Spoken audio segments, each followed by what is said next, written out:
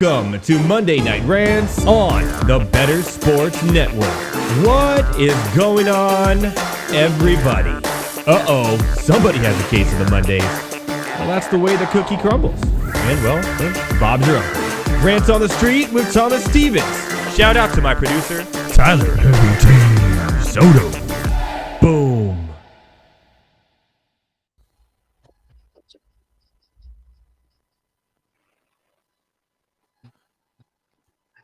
What is going on, everybody?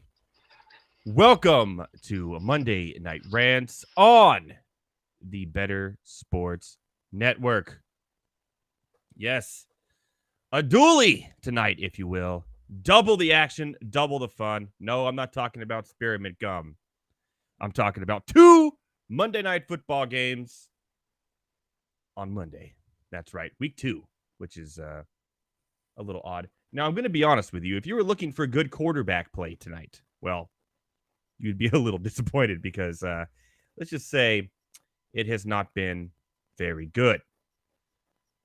All 4 quarterbacks have had their struggles tonight. I think all of them have thrown an interception. Deshaun Watson looks unprepared against this Pittsburgh defense. Bryce Young and Derek Carr matchup is so. But as always here on Monday night, we're going to walk you through it every step of the way the best we can. So welcome to Monday Night Rants with me, as always, behind the scenes, and joining me later for a great talk and some college football upset picks. And we'll talk a little Packers and his Falcons, too, after we talked about it last week and see how he's doing. Always, of course, Tyler Heavy T. Soto. That's right. So, like I said, right now, currently in the 2 games, you have Carolina hosting the New Orleans Saints. It is in the 3rd quarter. It is 6-3. Yep, 6-3. Derek Carr, 13 of 26, 102, an interception. Bryce Young, 10 of 17 for only 75 yards. It is absolute, we're talking trash play, if you will, in that game. And the Pittsburgh hosting the Browns game started off with a bang. A intercepted return for a touchdown on Watson, Highsmith for Pittsburgh. It'll be interesting later when Thomas Stevens is on with Rants on the Street in about 30 minutes from now. He's a huge Pittsburgh fan, so I'm looking forward to talk to him about the game, what has unfolded. A couple of stats here. Najee Harris in the first quarter is 2 carries for -3 yards. Uh-oh. I was a big truther. It's a time to panic on Najee Harris. We'll have to talk to Thomas about that. And some other interesting things too as well is after splitting carries last week, it seems to be Miles Sanders' job completely this week, even though there's like no scoring. But he has all the carries in the first half. No Chubb Hubbard at all. He has 1 reception for 11 yards, but 9 carries for only 28 yards for Sanders. That offensive line in Carolina is not very good. Some interesting stats, though, tonight on betting on these games, which I thought very intriguing, was this. 81% of the public bet on New Orleans to win, -3 over the Panthers, and 78% bet on Cleveland, -2 against the Steelers. Both home teams. The public going the other way. So it seems interesting to me to see how that turns out. I was kind of on the Saints. I would have probably taken the Saints. But I was kind of on the Steelers in this game too, with the +2, maybe even to win outright with the money line, knowing that 70% of the public, I would have taken it. So here we are on this glorious, glorious doubleheader of Monday night games. We do have Guillotine on the line currently going. We'll see if we have an actual eulogy tonight. It is close. Team Eric Dozier 4 finished already at 78.5 points. So he is on the cut line. But our own better boss has 59.34 points right now. However, he has Nick Chubb, Hayden Hurst, who has 0 points so far in the second half. Ouch. And Pat Fryermuth also with a big donut here. So he could have a eulogy by the end of the night for either Better Boss or Team Eric Dozier. Everybody else, no worries. No worries, my fellow guillotiners. You are safe. So what does that mean? Well, that means that if Dozier loses, Etienne, Prescott, Devontae Adams, Terry McLaurin, Dalton Schultz, Zay Jones, Justice Hill, all, Jonathan Taylor, all on the waiver wires. If Better Boss were to lose, Justin Fields, Nick Chubb, Deebo Samuel. Trying to find some other players of note here. We'll all be on the waiver wire. So good luck to both of you tonight. I know you're watching. I know you're having fun enjoying the Guillotine Link because we are all having a blast. And it's one of the funnest chats I have been in all my chats and all my links this year. So it's been great. Thank you guys, everyone, all 17 of you for joining me, and good luck to you all going forward. Just a note on the Cleveland-Pittsburgh game. The Cleveland was favored -2. It is the first time that Cleveland has been favored. The Browns has been favored over Pittsburgh in a game since 1989. Oh, jeez. Oh, Cleveland Browns. We love you. We hate you. We love you. You are what you are. So there you go. Wait, Tavares says he went from almost out of points to leader in a week because of Kyron. That's a great pickup. More on that later. I talk about Cam Akers and that whole situation and what to do with him when I get into the rant lines. All right. If you're not, or you have it, or you don't know, well, you should now, because we are all doing the same thing here on Monday Night Rants every Monday. We are playing Bettercast. That's right. Bettercast right now. I am playing 2 games going on at the same time. So I'm answering my questions, getting them in. I'm not doing so hot, but I have a lot of questions still on the line for props that would happen at the end of the half in this game, at the end of the Carolina New Orleans game. So I'm still in it. You can still be in it too. All you got to do is go to bettercast.app, download right now, and play to win tickets, where you get signed memorabilia and also Fanatics gear. You get a jersey of your favorite team if you earn enough points by winning these Bettercast at bettercast.app. There it is right there. Look at that chat.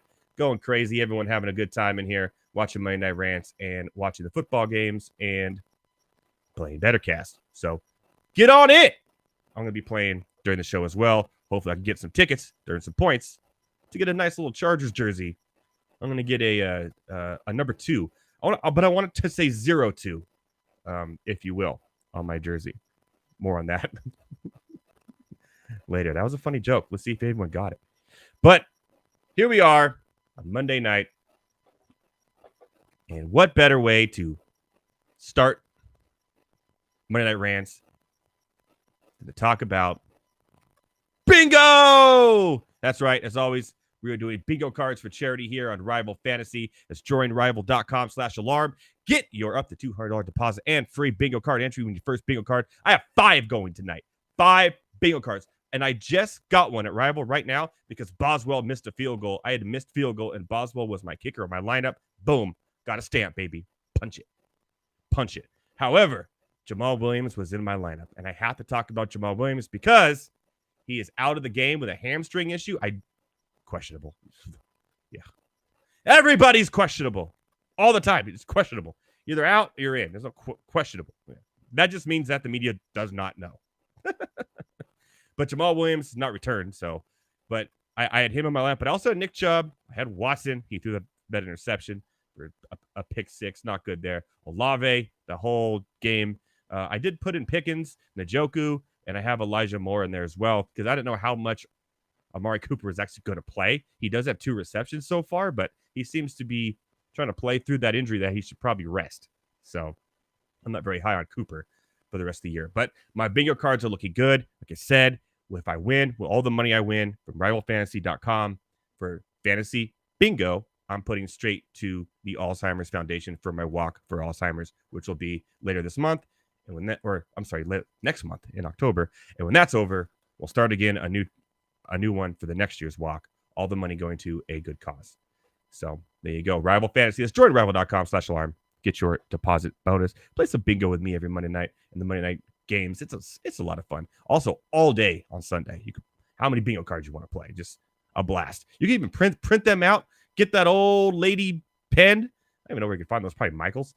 And start stamping away yourself. Just to have fun. Why not? It's a good time there. I also want to give a huge shout out to my daughter. That's right. She had her first soccer game on Saturday. And Nick Chubb, breaking news, I guess, before I get to that. Nick Chubb is down and being looked at by the trainers. Now, remember last week,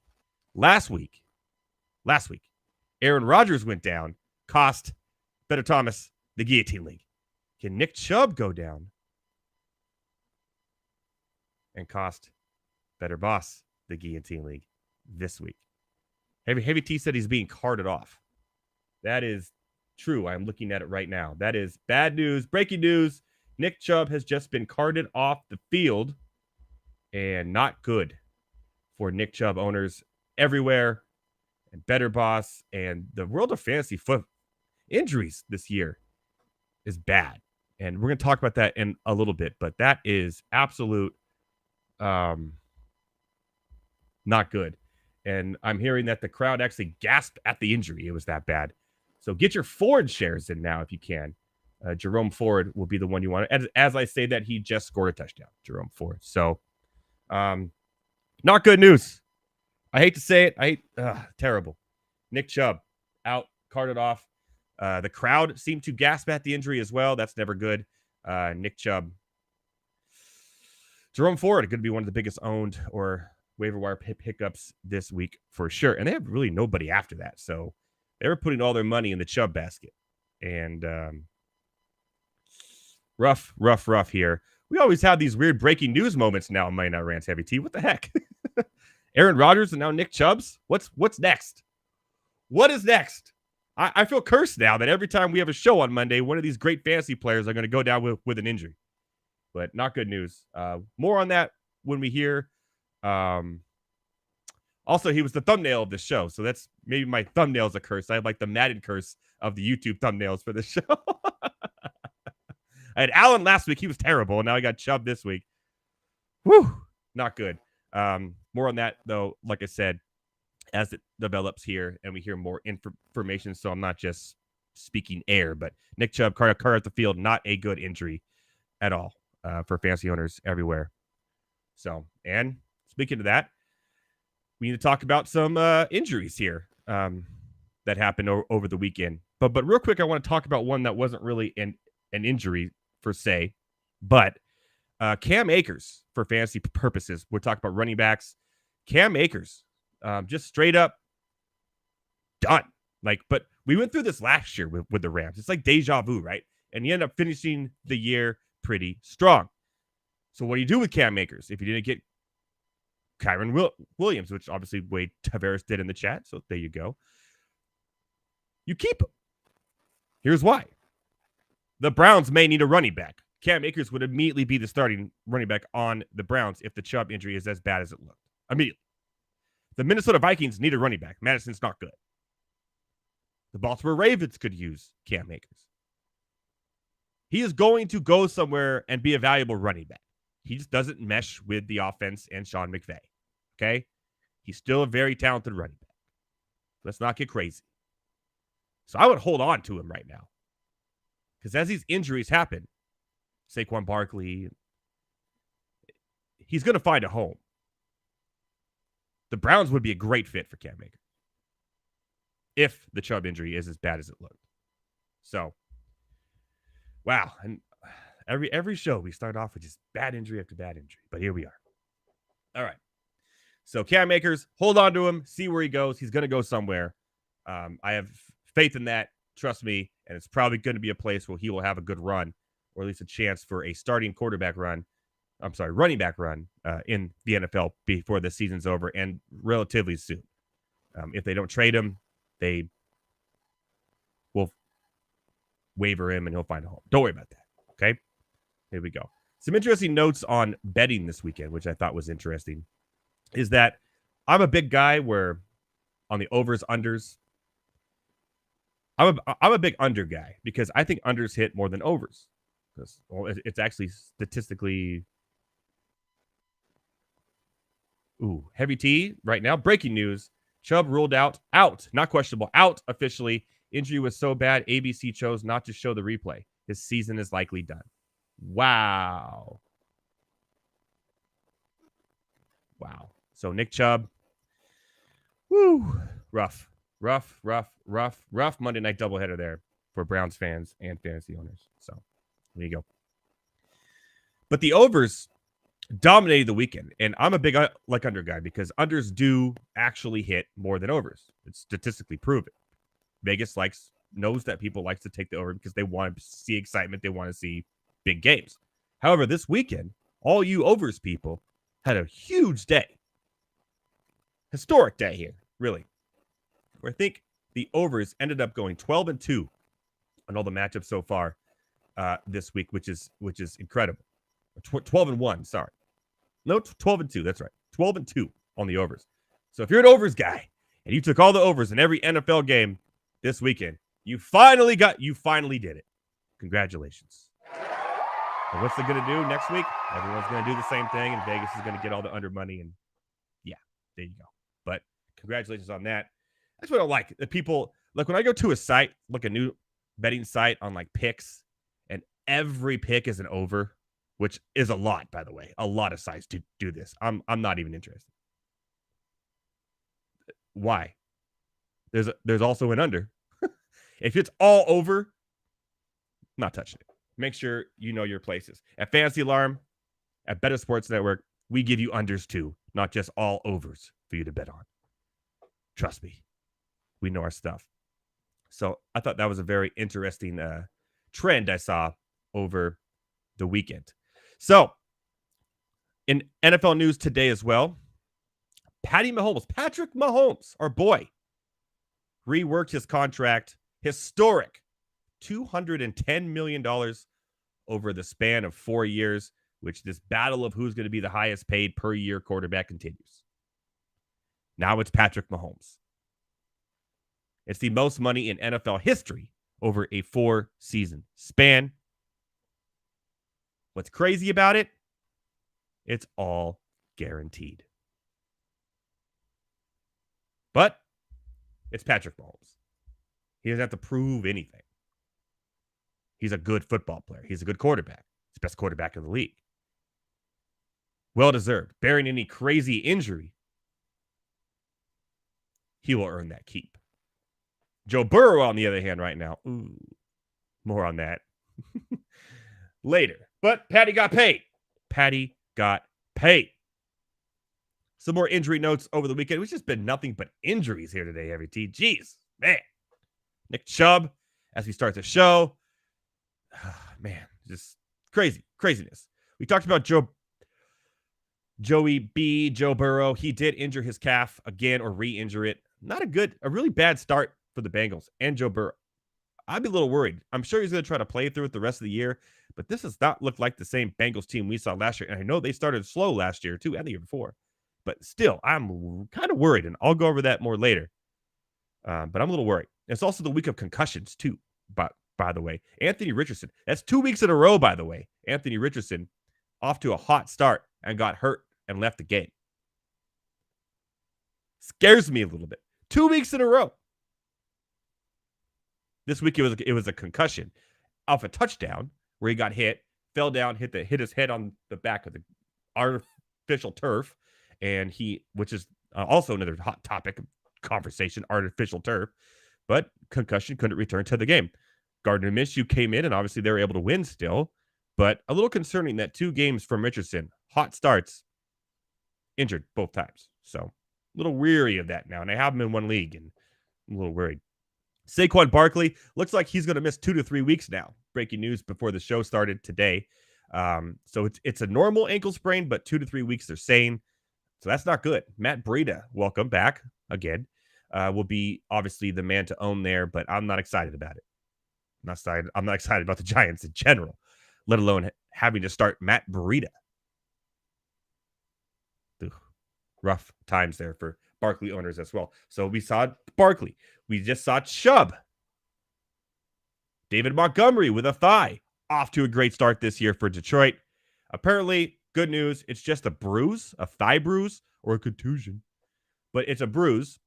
So, he's off to a great start. He was, 67 yards and a touchdown again. So 2 straight weeks with a touchdown for David Montgomery. Obviously, Gibbs would be elevated, but I think he's kind of what he is, the role he has for the Lions. So I would expect that David Montgomery will be okay, but I'm very excited from what I see from him in this Detroit Lions offense. But also, Montgomery has a history of not finishing games even in Chicago. So get what you could take from him while he's hot. I think he should be okay. Now, the Austin Eckler owners. Now, I'm going to talk about 3 receivers or 3 running backs, all taken in the first round. Eckler, who missed this last week, probably going to miss this next week, I would imagine. Nick Chubb now, maybe for the year. And Barkley. 3 running backs. All that were first-round picks. Chubb, Barkley, Eckler. Wow. Well, the no running back thing in drafting may have worked for you a little bit. We will see how well you did. Aaron Jones with his hamstring, another one, did not play this week. And by the way, these backups, Joshua Kelly was trash. A.J. Dillon, high expectations, he was trash. They need Aaron Jones back for the Packers. It is a hamstring injury. We'll see how the practice go this week for the Packers. If he doesn't practice by Friday, he ain't playing again. Let's be real. But we're talking about major running back issues, injury issues in the NFL right now. And we're week 2 in. Absolutely insane. Another concussion. We move on to wide receivers here. Jalen Waddle left the game with a concussion. He's been off to a great start. The Miami Dolphins have been off to a great start. Now he goes into concussion protocol, so he has to pass by Saturday. It didn't look, the hit looked bad, but the way he reacted didn't look as bad. So there's a chance he will play this weekend, but I'd be a little weary of it just because of all the recent news with concussions and everything in the NFL. He may sit out 1 week. Same with Anthony Richardson, but we'll see what happens there. Brandon Ayuk, a big one. You know how high I am on him. Off to a great start again against the Rams. But a left shoulder injury kept him out a few plays throughout. And he should be okay. He should practice this week or maybe limited. I wouldn't expect him to miss some time. Another injury, concussion. Again, Davante Adams. 3 big concussions now we're talking about. All big hits. Well, 2 big hits. One that was just hitting the ground with your helmet with Anthony Richardson. But Davante Adams getting blown out by the Bills. He was off to a great start. He had, 6 catches, 84 yards. He had the touchdown. But then you have Jacoby Myers already out with a concussion, who missed this last week. And if Davante Adams doesn't get cleared, and that was also a vicious hit, the Raiders are missing their 2 best receivers. Enter Hunter Renfrow for 1 week. But how high are you on the Raiders right now in general? More on that later. Also, Logan Thomas with his concussion. Another big hit too. Concussion. I'm now into the tight ends. So a concussion happened almost at every position for top players in fantasy. I'm going to say Logan Thomas is a top player, but from vicious hits.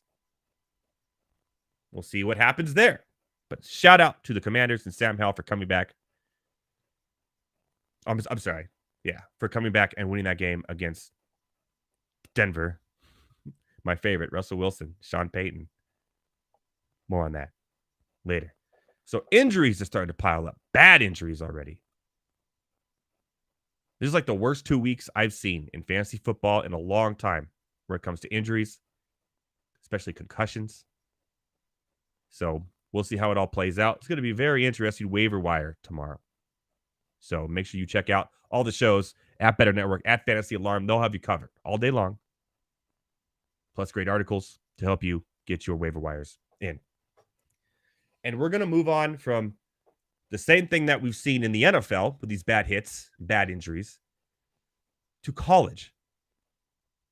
Travis Hunter, 2-way player from Colorado. 5-star.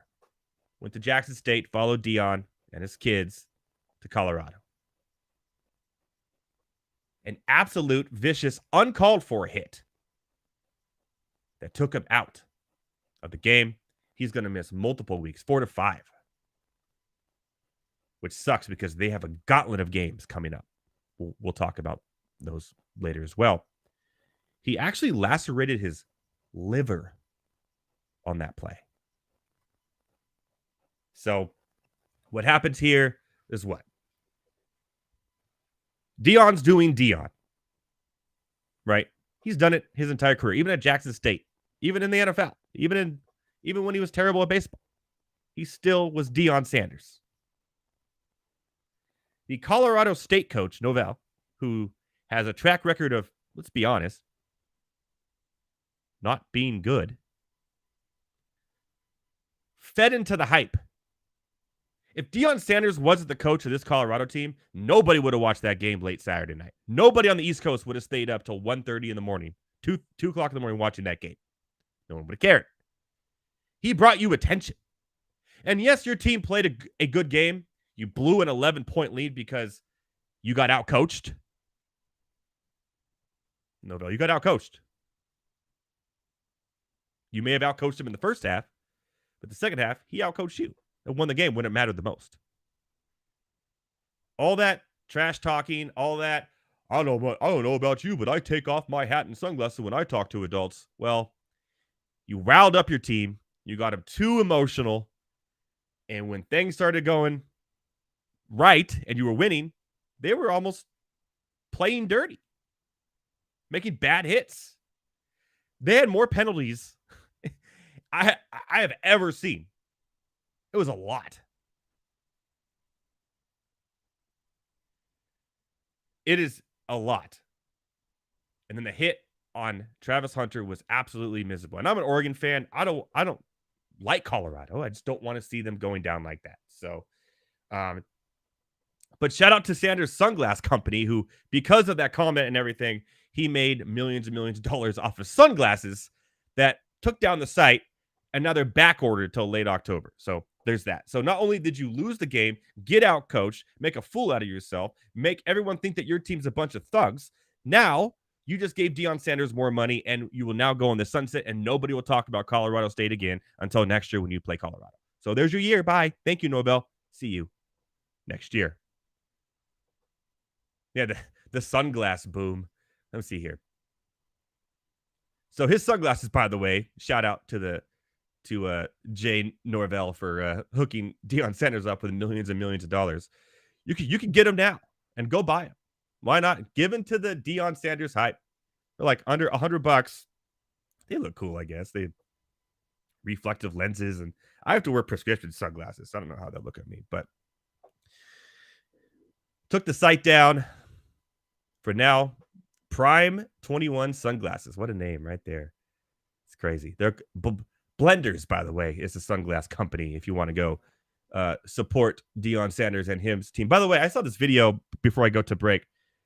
Last year, when the game was out of reach and they were losing, a player on Jackson State intentionally hit helmet to helmet one of the opposing teammates.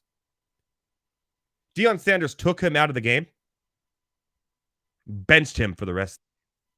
Straight up benched him for the rest of the game. So as much as Deion Sanders likes to talk, as much as Deion Sanders likes to be, he's primetime, baby. Like, he's going to be in the media. He had The Rock come on game day on Saturday. Jesus. He definitely is doing the right thing the right way. Jay Norvell, who we won't hear from again, he may be fired by the end of the year.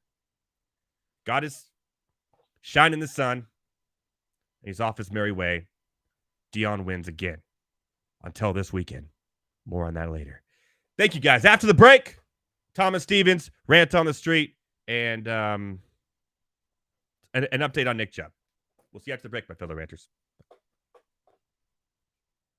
Like Devon Levi started off in the friend zone, and now like he could possibly be wife material. So it is exceptionally hard to trust a rookie goalie in the NHL. The kid is what? He's 21. Like, okay. And he is going to the Buffalo Sabres. But we've all agreed that the Buffalo Sabres are at least a somewhat better hockey team on paper. Again, it's hard to trust a rookie goalie. We've seen future Hall of Fame goalies like, Fleury in his first year struggle, right? Carey Price in his first year struggle. It is tough for goalies to come in and have success.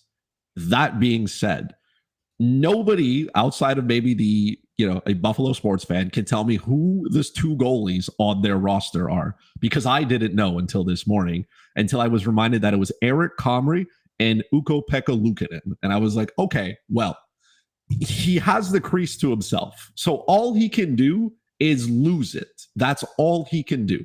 Buffalo is going to be a fun team to watch, which means maybe Devon Levi ends up in what I call the Martin Jones syndrome, which is a goals against average is pretty up there. Save percentage is not very good, but he's going to finish with 35 wins because he's just going to play a lot. And it's going to be that back and forth hockey. The Atlantic Division is not very good, right? There are some teams that are going to regress. So there's opportunities here for Buffalo to do well. And I think his over-under on wins is set at 24.5. So again, there's a lot of things that I may not trust about him, but as a 13th goalie off the board, and I think that is a reach at 13. I think a lot of people have him farther back than that. So he may be 13 on NHL.com's list, but you may end up and show up in your Yahoo or your ESPN draft, and they haven't ranked probably outside of the top 20. So I would have no issue as a second goalie going with Levi, because who's taking his spot? Nobody. And volume at one point, if you're in a league that doesn't penalize you for losses, if you're in a league that rewards saves and save bonuses for daily, DraftKings does, he has all that working for him. So if it doesn't work out, all right, fine. Then you can go and pick up whoever is there. But it is his net to lose. I understand the risk. I will definitely take, because that's how you win championships, right? You got to take risks to win them. If you're safe, you're going to finish, eliminated in the first round and you had a good time. Or you can try to win the championship on draft day.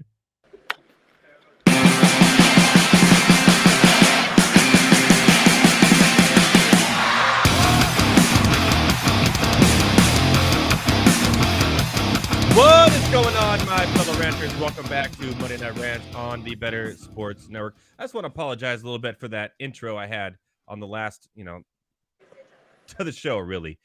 I just was a little rattled by the Nick Chubb injury. So I was a little like, what? That it was. So let's leave it at that.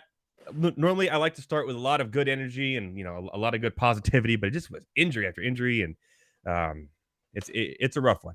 First say, I not going to show it here, but I did watch the video during the break, and it's not good. He's not going to be back this season, and I wish him a speedy recovery because I do like Nick Chubb, and hopefully he's back on the football field next year. Joining me right now is a Pittsburgh Steelers fan who's sweating a little bit during this game and probably saw the injury as well. Yeah.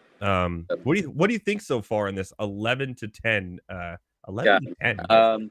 What do I think? I think it's been crazy. I think Matt Canada is horrible. I think Kenny Pickett's decision making's terrible. I think Najee Harris can't run to save his life. I think Jaylen Warren has probably been the only positive besides the defense so far. Nick Chubb, prayers go out to him. That no one wants to see that. The Browns, they could have been competitive this year, but that throws off their whole dynamic of what, Cleveland Browns football is. So it's a bummer, but, I'm watching right now and I think we just got stopped again. 2nd and 10. So most likely. Yeah. Yeah. Both so these games that's been have the story, been, but we'll see. Maybe we'll make some halftime adjustments. So looking at the depth chart here for the running back for this game, Mm-hmm. the only 3 running backs, and one of them I wouldn't even count a real running back. I guess he is. Nick Chubb was number 1. Yeah. Jerome Ford, number 2. Mm-hmm. And their number 3 running back, and that's it, is Pierre Strong Jr. Jeez. Who was waived from New England, and now he's their 3rd. Yeah. Cam Akers. Mm-hmm. Leonard Fournette. Yeah, for sure. Kareem Hunt. Reunion. Reunion. Yeah. Mm-hmm.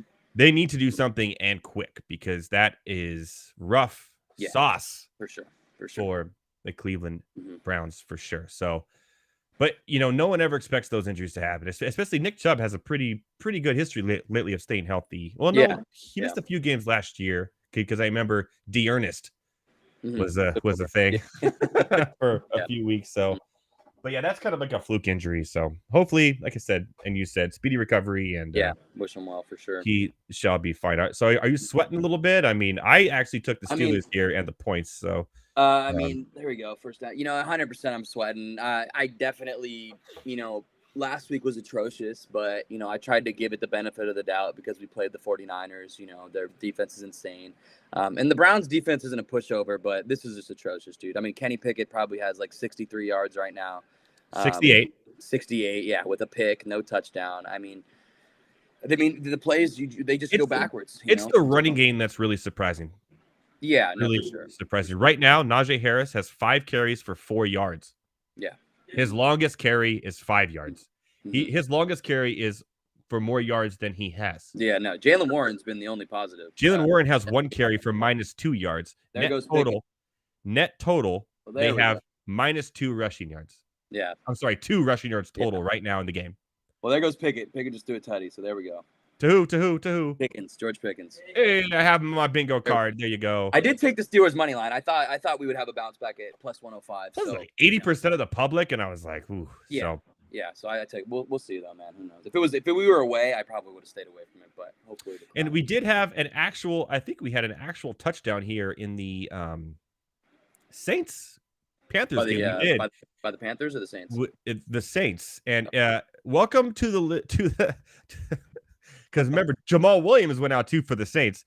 So Tony Jones Jr. Yes, Tony Jones Jr. His second stint here in New Orleans gets the touchdown, a rush touchdown. Good. He should be a pickup as well, at least for 1 week until Kamara comes back, and then pretty much has that role the rest of the way. So, man, in the Guillotine League, if I could just get 1 more week and stay alive, I get Kamara back. I'm looking pretty good here.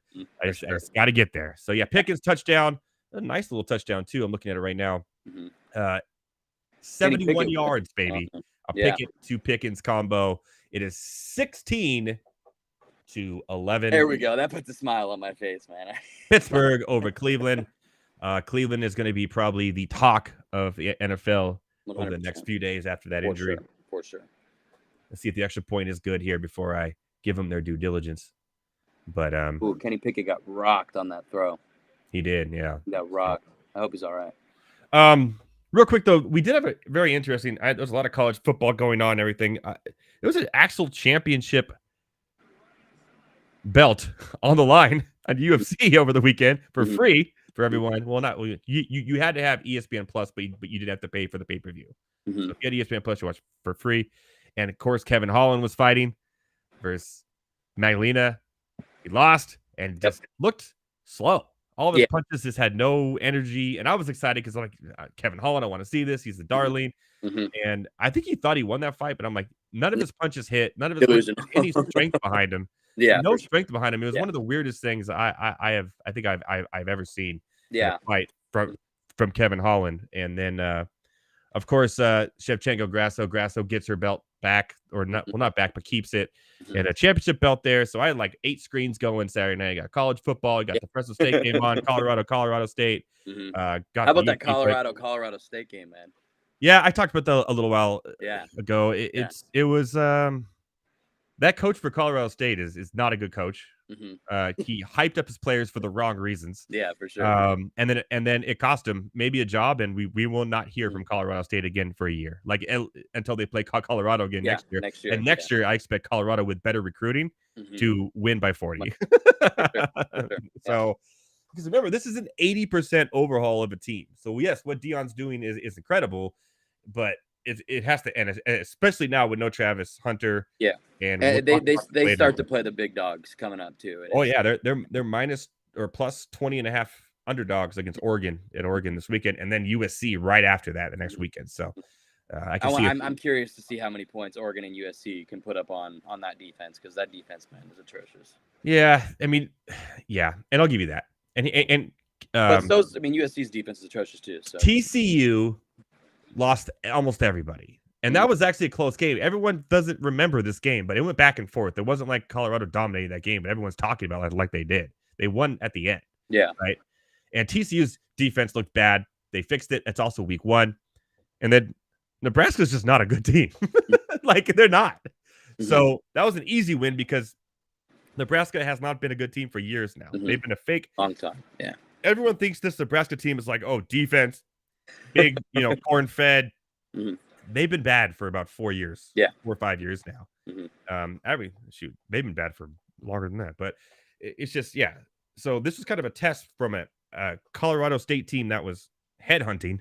It cost them early. And then Dion outcoached him in the end and said, hey, we haven't done this all game. Shadir, take it, run the ball. Ran it right down their throats, tied the game, got the 2-point conversion. That was easy. Got their tight end involved in the end and just outcoached him in the end to win the game. It was that. And Jay Norvell can go off in the sunset. I never want to see his face again. I agree. Yeah. And he could go talk to old people with no sunglasses or hats on for the rest of his life. Because his mom raised him. Because his mom raised them right. Yeah. Well, he raised them to headhunt. Yeah. Yes. I was so mad when I saw that, man. There's no place for that in sports, dude. I'm sorry. I don't care. And the referees, man. I'm very irritated with the referees in that game too. I thought they let it get way out of hand. I thought. Yeah, it was rough early. It was like the third most penalties in half in college football history or something like that. It's crazy. Yeah, and they let it happen. And obviously it was entertaining, but at a certain point, players' safety and health is your number one concern. And Travis Hunter, that could have been way more damaging than it was. Luckily, it's only 3 weeks, but it sliced his liver open, so pretty damaging. Luckily, that's the one organ that heals itself, or one of the big ones. So. There you go. All right, you want to jump into the rants on the street? I think we're commercials on both games here, so let's do it. Go ahead and all football. Do it. Good football. Yep, football. Yep. We will have an NBA preview show. You'll be on for that one. Let's bring on our boy Nicky Deportes on for that one as well too. What do you say? For sure. Cool. Yeah. That's coming up a month from now. NBA starts already, so it's gonna 4 shows from now. NBA here already. So crazy how fast, man. It's like NBA is right. It's right here. That should be a lot of fun. So number one we'll start in football, obviously. Number one, Justin Fields and the Bears looking terrible. Is it too early to press the panic button if you're a Bears fan? What do you mean early? I mean, they were terrible last year. They had like the longest losing streak in the NFL right now. I don't know what's too early to press the panic button. What even is the panic button? Heberflus, whatever, Affenfluken. He's terrible. I'll be honest with you. What did Fields do last year that set him above the rest? Ran the ball. Yeah, he had a legendary year running the ball as a quarterback. He had over 1,100 yards rushing. You know how many designed run plays so far in 2 games that Heberfluken, Fleberloos, whatever, has designed, or his offensive coordinators and his team has designed for Justin Fields in 2 games? Designed running plays. 4. 4. Terrible. That's horrible. Yeah. You got to run quarterback. You're sitting there. You're at your own 6-yard line. You have a chance to win the game, or at least drive to win the game. They force him to throw in the pocket, and he throws an interception to Zach Barrett, who literally walks in 5 yards for a touchdown. Yeah. And that was the game after that. Bad play call. So I don't think it's all Justin Fields' fault. The coach's job for an NFL team is to put your players in the right spots to win football games. More on Brandon Staley later. But they're not doing a good job of putting Fields in a good spot. And when the game first started and I say, getting DJ Moore involved, making catches, going down the field, good. Yeah. They're finally realizing what they have here. And then after the first quarter, it just all went away. Yeah. They went back to last week again. I'm going, their running game is terrible. Khalil Herbert should be going out. Khalil Herbert could be Austin Eckler if you play him right. You have the talent to do it. Roschon Johnson's a good rookie. It's just their play calling is probably the worst I've seen over 2 games of any team. And yes, we're talking about the Giants too. Because I'll give Dayball a little something, but it's been the worst I've seen from any team. Yeah. The Arizona Cardinals are a better team right now than the Chicago Bears, only because the coaching staff for the Bears are incompetent of making good play calls. Yeah. So it's not too early to press the panic button. You hit that shit hard right now, Bears fans. You pound that thing. Mm-hmm. Yeah, no, I agree. It's tough, man. I mean, I watched the game yesterday a little bit, and I thought the Bears were going to win that game. I thought that the public was, kind of downplaying them a little bit because of the Week 1 loss to the Buccaneers. And they came out Week 1 loss to the Packers. And they came out and they looked even worse. Justin Fields, like you said, in the clutch moment where he needed to do something, he does a pick. The play calling is atrocious. Your best possibility to win a game is let Justin Fields be Justin Fields. And like you said, you're having him run 4 times. With everything that I just said combined, that calls for panic.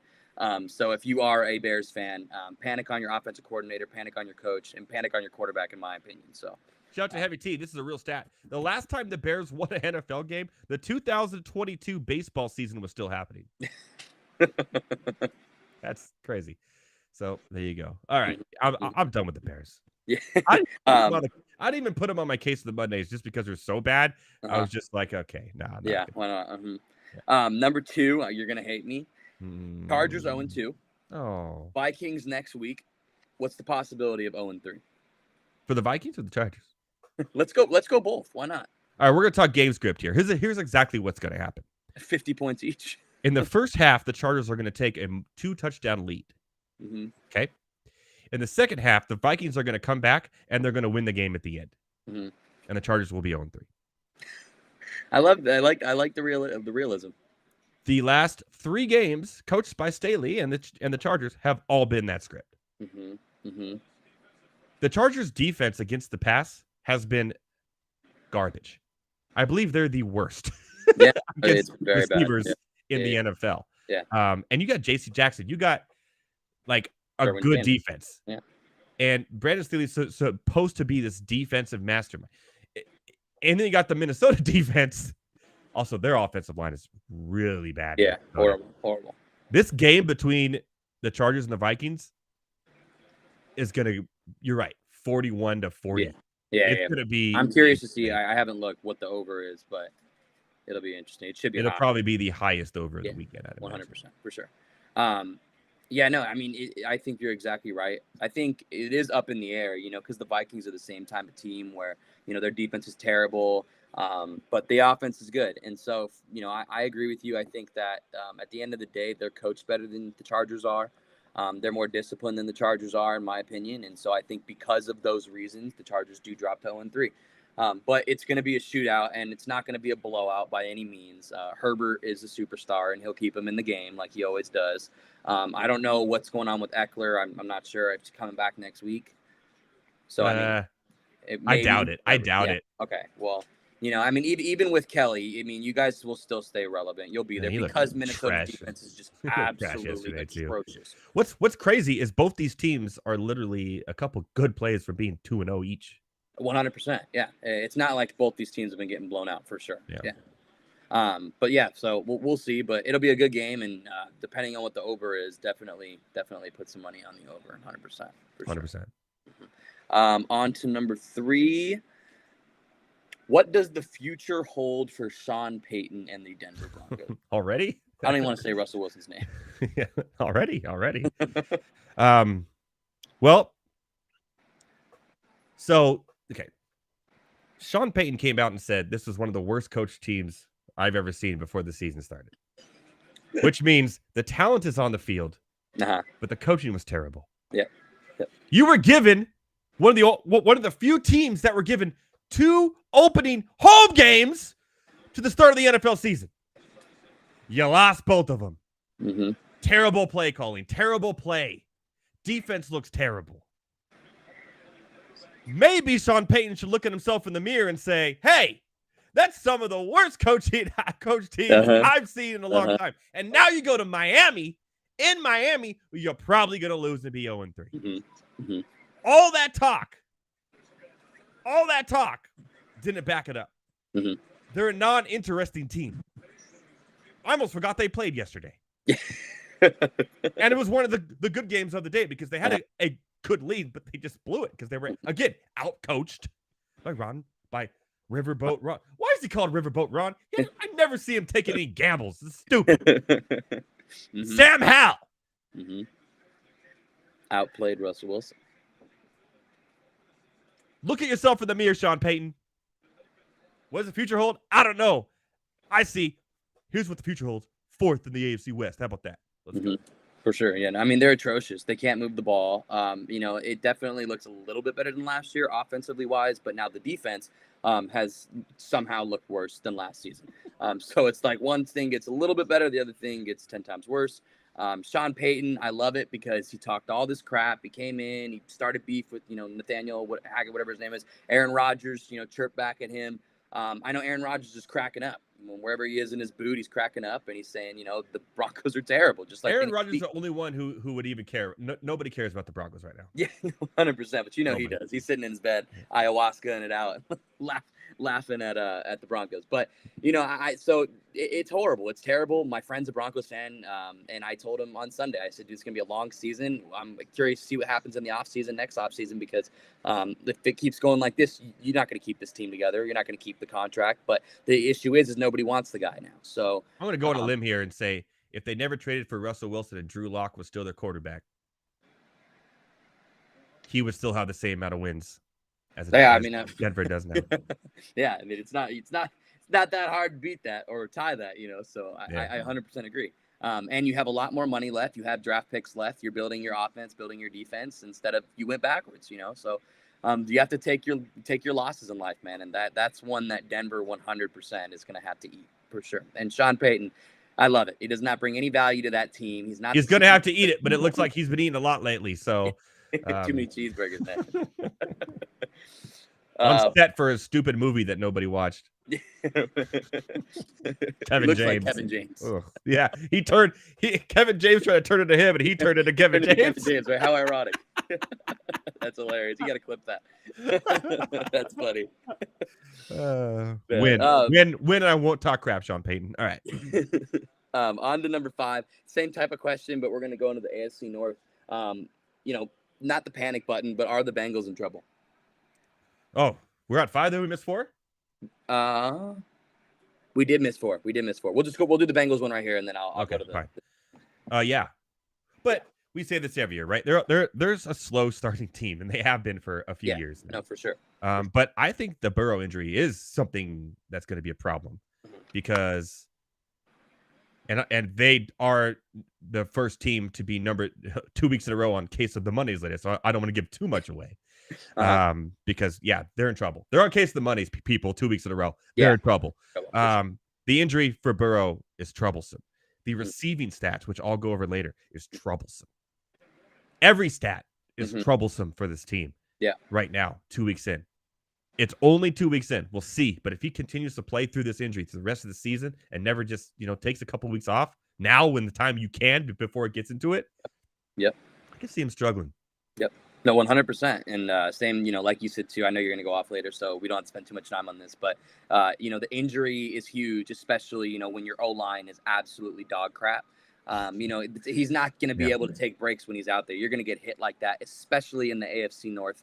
Every single game, you're going to get hit. Just keep on drafting receivers and don't draft offensive linemen. No O-line at all. Yeah, let's just keep getting receivers, So, and it's bad. And, their defense, they lost Jesse Bates. I knew that was going to be a big loss to that defense. And it's huge. Their defense looks terrible. Joe Mixon, I don't know if he can really be a full-time on-the-field running back. Samaje Perine, I was a big Samaje Perine guy. There was a lot of plays Samaje Perine brought to that team that people overlook on third down, passing. And I know Joe Mixon has that ability, but now the RB2 is nowhere near Perine, and that's all I'll say. But it's worried over there, man. They do have a running back that they keep on making inactive that I'm intrigued. Is it the Evans guy? Yeah, not to be confused with Captain America, but Chris Evans. Yeah. It's funny. Makes sense because I'm out week 1, but I drafted him in the sleeper league. Yeah, he's still available. But yeah, I kind of see what he could do. I know Chase Brown just. I don't know. This is not it, man. Mixon 13 carries for 59 yards against the Ravens. I know it's the Ravens defense, but it just not even involved in the passing game really. 4 for 36. and that's like what he's done total all year. Mhm. And it's like, and for me too, I look at it, I'm like, the Ravens are a very steady defense, but I don't even think they have the best D line in the Browns. The Browns have a better D line in my opinion. The Steelers are always up there, might have a better D line. So if you're doing that against them and you can't run the ball, it's not going to get any easier in your 2 games against us or the Browns. And so it'll be rough, man, for sure. definitely very troublesome for sure. So since I skipped over number 4, I guess we'll do that one now, right? So number 4, the Dolphins. We're going to talk about the Dolphins. Obviously, they won again last night, won week 1 against the Chargers. Are they now your favorite to win that division? No, I still think it's the Bills. Mm-hmm. Again, I like to take week 1 out of it when things like that happen with the Bills and everything. But even last night, the Dolphins, like, and I know they're going to get the Jalen's back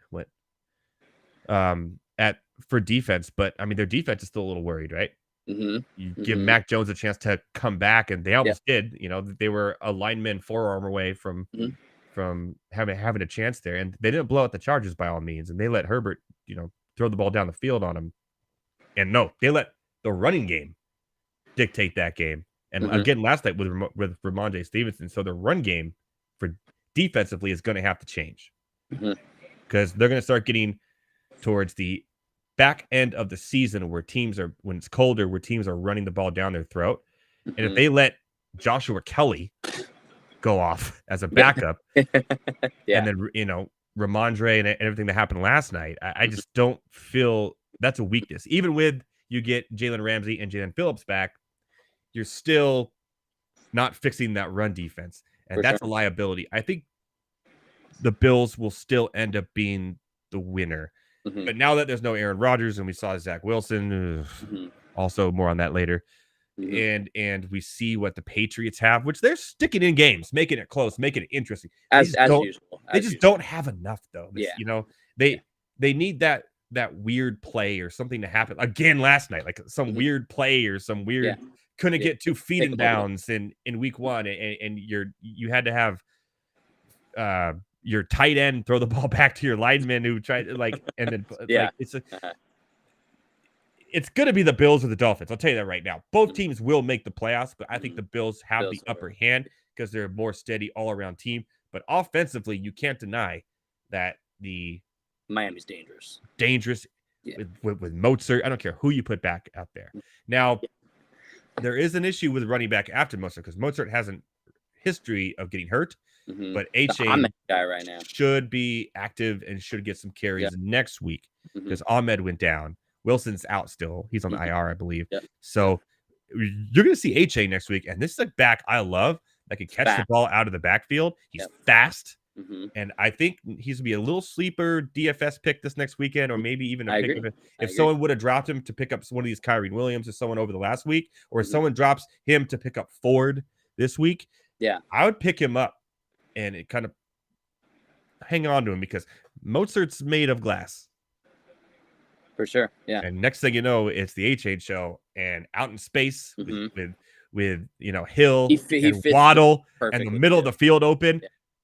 Having to run by a linebacker is no problem for him. So look for him to be one of my sleepers going forward in that offense. So 100%, dude. HA, and let me just touch on that really quick. I just want to double down on what you said because their offense that they run a lot of outside zone runs where it's, get to the outside, use your speed, get down the sideline and, score a touchdown. And for a player with his speed, I mean, my God, that fits perfectly. So one injury to Mostert, and it's his backfield, and he'll be dominant. But I also want to touch on what you said about, the Dolphins allowing all the rushing yards to Kelly. They're not a good – their D-line is in trouble, man. The only reason that they held Ramondre Stevenson to 50 yards, which is still 50 yards, but they held him to 50 yards and, Ezekiel Elliott not to a lot and whatever it was because the Patriots are such a bad passing team that they just stacked the box and dared Mac Jones to beat them.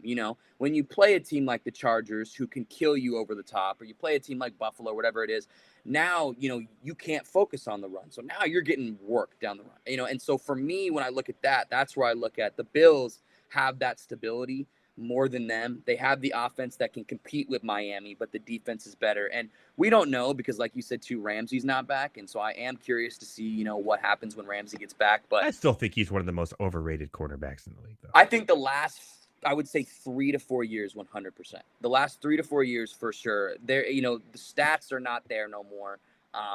He's the guy that it's the name. It's the intimidation factor, I feel like now. You have Jalen Ramsey's on that side of the ball. Don't throw over there. So we'll see though. But Xavier Howard looked, his usual self last night. He looked good. He looked fast. So a big sack by your boy right now in Watson. TJ Watt. Huge. Put it up. 16-11. These are the games you got to take. 13-9. I just gave props to everyone who bet the overs on everything, and now it looks like both these are going to go under. That's been the move. That's been the move, man, in football so far. Deshaun Watson is down. Deshaun Watson is down? No way. At least I may be a little bit, but no, he got up. Oh, he's limping. He's limping. Okay, he's wow. limping off the field. I need to stop broadcasting during these games, man. It's so hard for me today, man. Like I was telling my friend, I'm like, it's so tough. It's usually these Mondays I never have anything. Well, and I'm like cursed. All these players are getting injured, and I have Deshaun Watson in a lot of leagues. We need to stop that. That's worrisome. Football season. I do want to give a shout out to James Cook for the Buffalo Bills. So I think they finally found their number one running back there. He's a baller, man. Everyone who handcuffed Damian Harris to him and watched Latavius Murray come in the game to back him up. During some goal line plays. Ouch! Nice. TJ Watt just set the record for most stacks in Steelers history. That's a good company. Crazy stat because he's young, and that team is known for defense for a long time. Field goal is good, by the way. 14-16 Steelers by 2 as we come up to halftime. Here we go again. It's gonna happen. I'll let you go, but I got to tell you, fantasy. Taysom Hill, 7 rushes, 59 yards. Dude, if I could have just survived. 7 rushes, 59 yards. Taysom Hill. I had him on my bench. Taysom Hill is going to be picked up by a lot of people this week, and he's going to do one of his normal Taysom Hill things where he gets 1 carry for 1 yard. Yeah, dog. Yeah. So you have it. That is 13-9. Although the Saints are in field goal range with about 4 minutes to go. If they hold them to a field goal here, it's a touchdown game, and Bryce Young will have to come back and try to win the game and throw an actual touchdown pass. I'd love to see that game-winning drive. Yeah. He'll have to throw an actual touchdown pass. So we'll see how that works with his 91 yards passing so far with 4 minutes left in the fourth quarter, and Miles Sanders doing absolutely nothing on the ground or in the air as well. So, like I said, the Panthers, they're going to be up for it. They could be the number 1 pick when it's all said and done because the Cardinals are playing better football than the Panthers are. Right? After 2 weeks in, I could say I was right about that. So. All right, before I let you go, anything you want to say? Anything you want to give out to the people here at Monday Night Rants? Nothing much. Just send their questions every weekend. Usually, you could send them before the weekend. The Denver question gets the hoodie only because I got to for the best joke of the night. I like it. Why not? Kevin James. I think we need to shame the Bears question. I don't like the Bears question. It's too obvious. Let's keep those out. But send me your questions on in the weekends. I'll go over them, pick the best 5, and we'll talk about them here. Make sure you check out the Better Sports Network TikTok and Fantasy Alarm TikTok. Posting a lot of good content over there. Funny content. A lot of you got one that went off over the weekend. I saw. We did. Yeah, one did pretty damn solid. So it was a Zach Wilson hate, which I loved even Zach more. Wilson hate, a little Will Ferrell kicking and screaming. I love that one. I love the one too with the trade between the Steelers. You guys did one on the TikTok with the that was great. So check it out, man. App Better Network TikTok is rising up the ranks. This is my boy here, Thomas Steven, is behind it as well. And go enjoy the game, man. It's halftime. Get yourself a drink now that you're able, and enjoy the rest of the game. Sure, and we'll see you next week, my friend. Yes, sir. All right, have a good show, man. I'll be watching. Yeah, good luck. Go Steelers. Right. Yes, sir. Thank you. All right, another good rant on the street as always. Kind of unshocking me from the Chubb injury that happened earlier to start the show. Man, remember when Monday Night Footballs used to always be boring? They've been quite something recently over the last ones we've had here on the show, including the Hamlin one last year, Aaron Rodgers, and now this with Nick Chubb. It's 3 in a row. Wow. So there you have it. All right, after the break, we're going to switch from the NFL. We're going to talk some college football. I got some very interesting takes on the new AP poll. By the way, the Saints did just score a touchdown, and it was another touchdown by, yes, everyone's favorite running back who everyone had in their lineups, Tony Jones Jr. After the break, NCAA AP poll, and we're going to go over 6 matchups of ranked players in the AP poll this next weekend. That's almost half the field. It's going to be crazy. 3 of those games are Pac-12 games. It's going to be fun. Heavy T is going to join me as well, because he has some upset picks he wants to let you guys know about. And then, of course, we're going to have our breakdown of some of the games we liked over the weekend, what we liked, what we didn't like. We're going to have Case of the Mondays. A eulogy is finally now going to happen for Better Boss, unfortunately, with a Nick Chubb injury. Heavy T will give a eulogy for that. And then, as always, we'll call it a very merry, merry night. So after the break, NCAA and more. Monday Night Rants. Oh boy, we got a big one. We got a big card here. We got let's go. We got a super rookie. Ooh. Do you guys want to guess who the big card super rookie is? Because I'm going to guess exciting. somebody from the Dallas Cowboys, but I don't recall who were rookies in those particular years. So I'm going to guess Michael Irvin. Adam? Jared kind of convinced me to go Troy Aikman there. I'm going to read the description.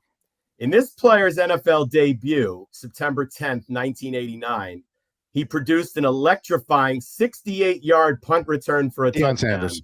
He became the first athlete in the 20th century to hit a home run, September 5th, 1989, for the Yankees at Seattle, and score a touchdown in the same week. That needs a sleeve. That one needs a sleeve. Top 100%. super rookie, neon, prime time, Deion Sanders. I wasn't that far off. He played for the Cowboys. I was going to say Deion, and then when you said the early 90s Cowboys, I'm like, oh, Aikman would be a good guess. So I go with your gut is the lesson there. And there it is, the white and red Falcon jerseys that you said Deion came in with before they changed to black. That was because the starting lineup for Deion his rookie year has got the red helmet with the white jersey. Now look at that do. I mean, are you kidding me with that hair? I mean, you got to have a headband with those curls. You got to. That is sick. And this is a favorite card. Do we have any value on this card? We have to, right? Let me see. Give me a value here. Let's see here on eBay. PSA 10 gem mint Deion Sanders, $149.99. And then a 9.5 is $6. So that guy might be a little bit. Then there's a much more reasonably listed one at $31 for a PSA 10. So it's got some value to it. Yeah, you might want to protect that one. It's in excellent condition. I guess we have to worry about, is it centered?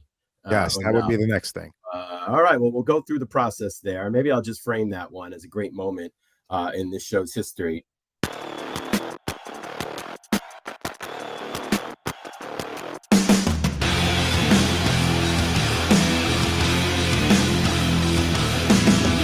What is going on, my fellow ranters? Welcome to Monday Night Rants on the Better Sports Network at Fantasy Alarm on all your favorite social media platforms.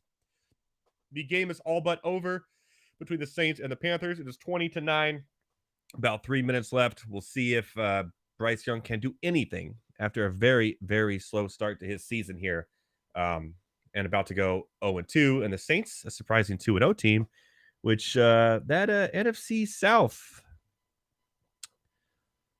not as bad as people thought. More on that later. I do want to shout out to everyone that's in our Guillotine League that's watching. That I just looked during the break, and both Jerome Ford and Matt Breida are on the waivers.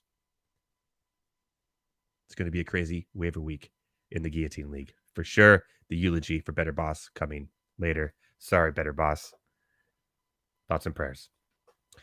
But another big game or week of NCAA action over the weekend. I love my college football. I'm going to go over some big matchups with Heavy T here in a minute. But first, I want to kind of run through the AP poll like I do every week before that happens. Kind of think where the misses and hits are here. Georgia stays the same. 3-0. However, and I mean however, it was a squeaky win, 24-14 against South Carolina. And South Carolina, I know everyone had as a good team at the beginning of the year. Couldn't beat North Carolina. North Carolina has not looked good since then. But could be the little bit of the SEC being kind of more wide open. Because this is a Georgia team. Yes, they're the best recruiting team in the nation. Yes, they just won back-to-back national championships. Yes, Kirby Smart's a great coach. But at the end of the day, we're seeing more and more of this where these teams in the SEC not as good as they used to be. Michigan, number 2. Obviously, Bowling Green, 3-0. Their big test will come later in the season. Not surprised there. Still not sold on them. Still not sold. When they get into Big Ten play, I'll probably be sold. Texas moves up a spot, winning against Wyoming 31-10. This is a Wyoming team that upset Texas Tech earlier in the season. Not a bad Wyoming team, really. But they did their thing. They move up because Florida State had an absolute must-watch against Boston College. Should have lost the game, really. Boston College did everything they could to lose the game against Florida State and upset them. Florida State with a big win against LSU week 1. Now I'm kind of having my doubts a little bit because it's 2 straight weeks that have not been impressed. So the top 4, 3 of the top 4 teams, not impressed. Welcome to college football in 2023. Enter USC, who should be in the top 4. And I'm an Oregon fan. USC is a top 4. They're better than Texas. They're better than Florida State. I will tell you that right now. They need to be in the top 4. Obviously, the last time they played, they beat Stanford. That was a couple weeks ago. They had a bye week. But USC will have their test in 2 weeks against Colorado. And then they got to run the gauntlet after that. So we'll see who they really are. But I think they are a top 4 team right now from what I've seen from the other teams. Ohio State, 3-0. A team that, again, I'm not sure of. They struggled week 1 against Indiana. Here we are. Big matchup, which we'll cover against Notre Dame this weekend, which could show me who they actually are. Still not good. Penn State surprising people. Really. I thought Illinois would give them, I thought Illinois would fight. 30-13 Penn State. Another big matchup for Penn State this weekend as well against a ranked team. We'll go over that later. Washington. Right now, my favorite to win the Heisman Trophy this year is not Caleb Williams. It's Penix. That dude has Washington's offense scary. Every receiver, all 4 starting receivers, because they spread offense, are good. Penix is throwing the ball wherever he wants. They're all making plays. I'm scared of Washington. When it's all said and done, I just gave USC props. Washington could be the best team in the Pac-12. But the Pac-12 is the best conference in football. Again, 8 teams in the top 25. Again, 2 straight weeks. That's going to change this week when obviously 3 games are ranked against each other. More on that in a little bit. Notre Dame said, okay, 4-0. They get to play Ohio State. We'll see who we are there. They're at 9. Oregon moves up 3 spots to 10. That's right. This Oregon team is a very good team. They dismantled Hawaii. It was over in the second quarter. They had put up 31 in the first quarter. Bo Nix didn't even play the second half. Half the team didn't play the second half. And the only reason Hawaii got 10 was because they had third stringers in at the end of the game. Oregon's finding their groove right now. Big win against Texas Tech away. They play Colorado with no Hunter, which sucks because I want Oregon to play Colorado at the best. However, we'll go over that game, but I'm taking Oregon and the points. I just feel all the emotion that Colorado has gone through the last 3 weeks. They go into Eugene, one of the toughest places to play in all of college football. A senior quarterback, a well-coached team, a good defense who likes to turn the ball over, who I just think Oregon's going to blow. I think they're going to blow them out. But we'll talk about that. Utah at 11. So now we're already Pac-12. Obviously, Utah beat Weber State. They move up a spot only because of some losses there. Utah has a tough test this week as well. Obviously, where is Cameron Rising going to be? He makes or breaks his team. Utah's one of those teams that kind of goes unforgotten, right? They slowly find their way into things by winning games ugly defensively, not exciting. They've done this for 3 years now, and they've been Pac-12 champions or in the Pac-12 championship game for the last 4 or 5 years. This is a very good team, well coached, that could sneak their way in, and it could possibly upset a Washington team or an Oregon team and put themselves in there. So these Pac-12 teams are really, really good. And they've impressed me more than the SEC teams and the normal Big Ten team schools you see. I think right now, if Utah played Michigan in a neutral site, Utah could win the game without rising. Like, that's how good this team is. And the potential is out the door. LSU, not sold. 12, okay. You got to put some SEC teams. I get there. They beat Mississippi State 41-14. Rough loss week 1 against Florida State. We get it. But you got to put them in there, I guess. But I don't know why you would put Alabama over them yet. But I can see what we're starting to see. Alabama at 13, lost 3 spots. South Florida. How many quarterbacks does Alabama need? They need 1. They don't have 0. They have 3 that they're trying. This is the worst Alabama team I have seen under Nick Saban. Ever.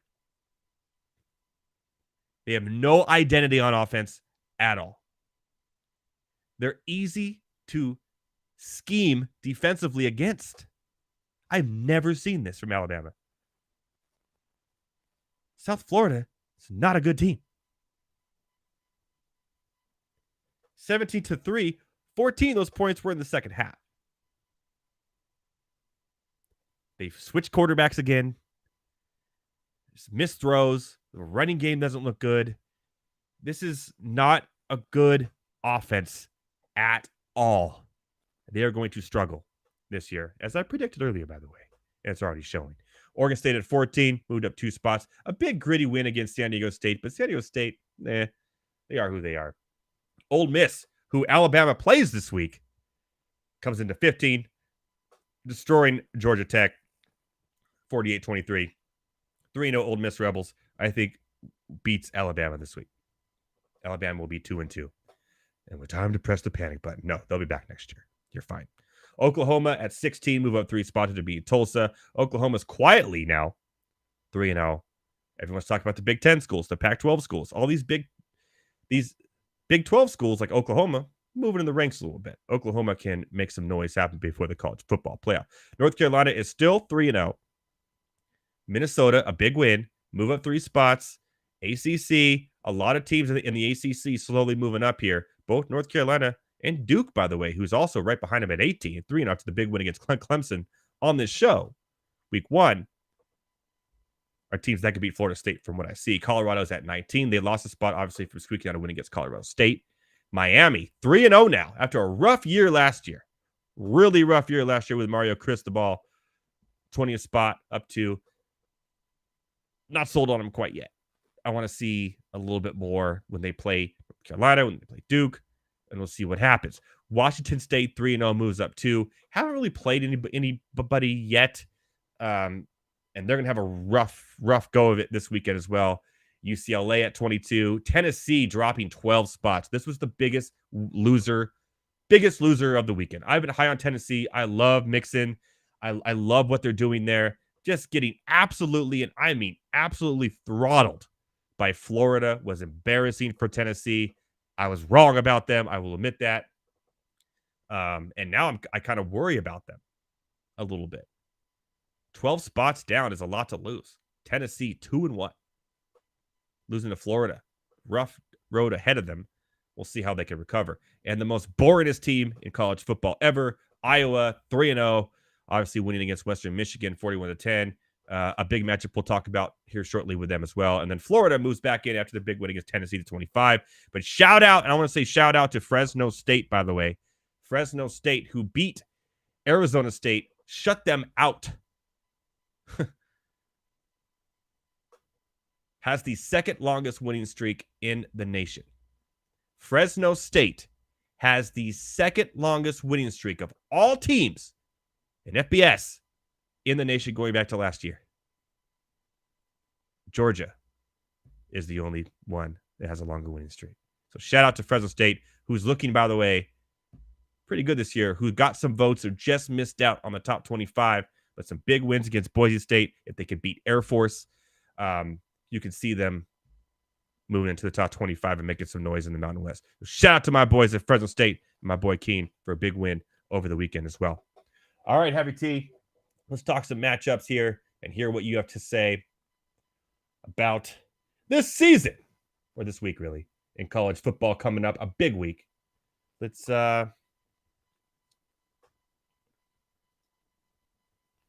give it a go. We'll bring on Heavy T. We'll talk about some of these matchups. Like I said, there's 6 matchups this weekend against ranked teams. That's half the top 25. It's insane. Welcome to the show. Welcome to the show. Just gonna say it to get out of the way. That was a nasty injury. Prayers up to Nick Chubb. Yeah, that was brutal. Yeah, it's bad enough to the point where I didn't even watch the video because that stuff makes me squeamish if I watch it on video. And I showed it to my mom instead because my mom is, for whatever reason, fascinated with that stuff. And even she screamed out like, "Oh my God." I'm like, okay, that's how I know it's pretty bad. So we'll just leave it at that. But yeah, college football, huge weekend this weekend. Sorry, that's an awkward transition. Can't make one, but oh well. We're the show of pre-transitions, though. So we're the transition show of record. Yeah. Well, yeah, some massive games this week. Like you said, Ohio State at Notre Dame, Ole Miss at Alabama, Iowa, Penn State, UCLA, Utah, Colorado, Oregon, Oregon State, Washington State. It's going to be a good weekend of college football. Oh, it's going to be great. I cannot wait. Popcorn worthy. Definitely popcorn worthy. You want to go over the Ohio State Notre Dame game first? So we can, but there's one thing I have to say. Uh-oh. So you didn't like what you guys said? Okay. You said USC should be a top 4 team. Right now, yes. I love the Trojans. I grew up on Matt Leinart, Reggie Bush, literally down the freeway. I lived like maybe 16 miles from the Coliseum. I love USC. They are not the 4th best team in the country. They're better than Florida. Their defense is They're better their than defense Florida is They would beat Florida State right now in Florida. No, their defense is not good. Their defense is not good. Okay. I am so confident. I am going to say this. Oh, God. Here we go. They will lose to Colorado in Boulder. Whoa! That is going to happen. Whoa! They will lose to Colorado in Boulder. Okay. Whatever the spread is for Colorado that game, take Colorado. Take the points. Colorado's winning that game. Guarantee it. Okay. I'll mark that one down on my Heavy T bet list here. Can't wait to freezing cold take myself, but it's going to happen. All right. No, they got to play Oregon first, right? Yeah, my reasoning is that it's 2 things. Like I said, USC's defense isn't good, and Colorado's offense, when they're humming, like we saw at the last quarter and the overtimes of this last game, they're humming. They're really, really good. And on top of that, I'll be honest, I'm expecting, we could do this one first. I'm expecting Colorado to get smacked in Eugene. I think that earlier. Yeah, I think Oregon goes in, takes care of business, smacks them around, especially with Travis Hunter lost. Yeah, and I think that actually fuels Colorado more to win against USC, to show them like, hey, we're not a fluke. We can play with the big boys. And that game, like I said, is in Boulder. It's not over here at the Coliseum. So USC, I don't know, man. I just don't trust Lincoln Riley. I just don't. Okay, I'll give you that. I don't like USC either. I just think they're a better team than Florida State is right now. But we'll see how it all plays out. Like I said, the Pac-12 is insane. So yeah, no, I'll go ahead and mark the Oregon-Colorado matchup off our list because we both agree it's going to be a blowout. Yeah. And it's a 20.5 point spread right now as it stands. I say that I'm taking Oregon in the points. However, the public is taking Colorado in the points, obviously, because it's so high for 2 ranked teams. Vegas is going to win this one. It's a 20.5 point spread. I think I'd lean Colorado, but I think they cover, but I still think they lose by 17 or more. It's a 3-possession game. At least. I'm going against the public. I'm taking Vegas in this one. I think Oregon womps. That's the new word. Womps. They womp them. Jeez. We'll take that one off the board. We got to move a little bit quicker here, so let's go. Okay, Ohio State, Notre Dame, 9 versus 6. Obviously, the biggest matchup of the weekend as far as the highest ranked schools. Game day is going to be there. All this poise, all this, Notre Dame, Ohio State. Everyone's like, whoo, -3.5 Ohio State right now. What do you think the public is lying on this? This is one of my upsets. Notre Dame wins this game. I'm with you. I agree. Yeah. Notre Dame outright. Ohio State is not good. Yeah, they're another team. They're not good. They are average at best. I think if we're gonna rank Ohio State, put them somewhere in the middle, like in the teens. But they're just not a good football team, and it pains me to say that because I absolutely hate Notre Dame. But Notre Dame, I think, actually has a pretty good football team this year. I'm not going to say top 5 worthy, but they have a pretty decent team. Notre Dame wins this game. But Ohio State does not have a top 5. No. Now, Ohio State doesn't even have a top 10 team. If Notre Dame can just blanket Marvin Harrison Jr., it's over. Like, that's the game plan. So, okay, we're on the same page there. Now let's move on to Ole Miss, Alabama. You know where I'm going to be on this one. So let me see what you have to take. Go for it. Where are you going to be on this one? I think I missed that. Ole Miss upset. Ole Miss upset. Completely agree. Yeah. I think Alabama looks terrible. They are. Who's their quarterback? Awful. Their offense has no identity at all. So I guess Saban came out and said that for the SEC opener, it's going to be Milroe. Milroe is not good. Oh, God. He's like the worst of the 3. Yeah, he is not good. What Tyler Duchner, whatever his name is, Bush. He's not good either. It's like they have a serious quarterback problem. They have a serious offensive problem. It's not the quarterback. I'm going to be honest. I don't even know if it's a hot take anymore saying it. The Alabama dynasty, it's dead. It's over. No, I won't go that far. I'll go that far. The recruiting is going to be something, but a lot of teams when the new realignment are going to flex. The Big Ten will end up being the new SEC quickly and the best conference in all of college. Like right away. I think I might. I don't know if they'll be the best, but they'll be a close second. But I'm totally fine saying that the Alabama dynasty is over for 2 reasons. Number one, I don't think they're winning again as long as Georgia is at its peak right now. Mm-hmm. And number 2, they're going to have a serious problem starting next year. And they already had it this year, but they're going to have a serious problem once Texas and Oklahoma are coming, because Texas is for real. I completely believe in Sarkisian. And they got the Manning son. Yeah, and they have Arch Manning. Yeah, I think that conference is going to come down to Texas, Georgia. Alabama is the 3rd best team in that conference. Okay, I can see that. Yeah, so Ole Miss upset everybody. -7 Alabama. I'm taking Ole Miss. Oh, yeah, definitely Ole Miss on that. Yeah. I'm taking the points there. Okay, we are aligned once again. And we aligned on college. It's just NFL that screws us up, huh? Yeah. Well. Okay, let's jump into Iowa. Oh, God. This one's easy. Iowa sucks. Penn State all the way. Next. Next. Well, it's a 14.5 point spread. Yeah, no, Penn State with the 14.5. That's fine. Next. Iowa's the most boringest top 25 team ever. God, they're awful. They somehow sneak their way in every year, and it's I don't know why. No one. I'm not even going to watch this game. I'll just see how I'm not even later. It really depends on what time this game is on, but because there's so many other ranked versus ranked games, I don't think I'll even watch. This is the worst one, least watchable of them. Oh, easily, yeah. I mean, the fact that Oregon State, Washington State is going to be better tells you that Iowa sucks. Like they are not good. Penn State covers the 14.5, and yeah, and that game's at Happy Valley. Yeah, 100%. Yes. Whiteout, I believe too. UCLA at Utah. This is an interesting game. Do we know if Rising is going to play? I don't know, but I need to ask you, what is the spread for this game? I'll tell you right now because I'm there. -4.5 Utah. Ooh. I kind of like UCLA upset in this one. I'm not going to lie. If Rising does not play, I really like the upset. And what's wrong with Rising? He was supposed to be ready week 1. We're in week 4 now. I won't go UCLA upset. I'm not that confident. Okay. But you said it's 4.5? 4.5 right now, live. Yeah. Oh, that's so close. I'm on the fence.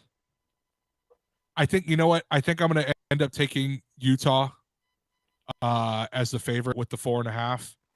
UCLA is good, but Utah is really good. I think it ends up being close, like maybe within 1 possession game, but not within the 4.5. I think it's by 7 or by 6. Okay, I can see that too. Like this game could go either way, but as a betting man, seeing where the public's going, and everyone's kind of, from what I'm seeing, betting wise, UCLA is being kind of under bet. So I kind of want to go that route on this one. Maybe yeah, not. Normally would, honestly, it's on that edge where if it was Utah minus 5.5, then I'm betting UCLA. Correct. Yeah, I'd probably go that way as well. If it was that 1 point, like that 1 point in this case makes a huge difference. Well, let's finish it off with another Pac-12 matchup, the last one of the 6 that we have going before we go into some NFL talk here. We're back to some NFL talk. 3-0, obviously. Oregon State at Washington State. Washington State kind of coming out of nowhere to be ranked this year. Currently a minus 2.5 point favorite is Oregon State on the road in Washington State. How do you feel about this one? I'm going to say Oregon State. Now this one, honestly, this is the one that's kind of a coin toss. I do have some actual public stats on this one, actually. Okay, go ahead. 60% of the public is taking the plus 2.5 for Washington State at home.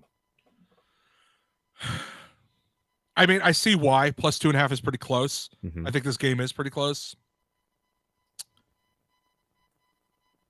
I'm going to say, you know what? This is what I'll say. Take the 2.5 for Washington State, but if you're doing the money line, take Oregon State. I'm taking Oregon State in this one. I think the quarterback's better for Oregon State. The transfer from Clemson, DJ Uiagalelei. I just call him DJ Ukulele because I don't know. What Oregon State's been doing for years, kind of under the radar in the Pac-12, is everyone's recruiting all these great offensive players. They've been recruiting great defensive players, which is good. That's what you should be doing. Their defense is absolutely incredible. One of the best defensive units now in the nation. Oregon State. I'm saying that I'm an Oregon fan. I want to throw up in my mouth, but I think the defense does enough to keep them in the game and win the game. I'm actually taking the 2.5. I just remember this is the last year of the Civil War, huh? They'll still do it, yeah. I hope so.